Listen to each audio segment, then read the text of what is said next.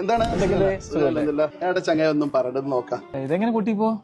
ഷെമീന് വർത്താനം കേട്ട് ഞാൻ കവർ ചെയ്താക്കിയാണ്. ഇപ്പൊ വണ്ടിയിൽ നിന്ന് ഇറങ്ങിയപ്പോ വീണ് പൊട്ടി. ഇപ്പൊ അതിന്റെ ഡിസ്പ്ലേ മാറ്റി. ഇത് റെഡി ആക്കാം. ഇത് നമ്മള് സർവീസിലെ പിള്ളമാർക്ക് കൊടുത്താൽ ഇപ്പൊ ഒരു 10 മിനിറ്റ് കൊണ്ട് റെഡി ആവും. നല്ല കവർ എന്തായാലും ഇടണം കേട്ടോ. ആരിസ് ഭായ് കവർ ദിഖാവോ अच्छा वाला.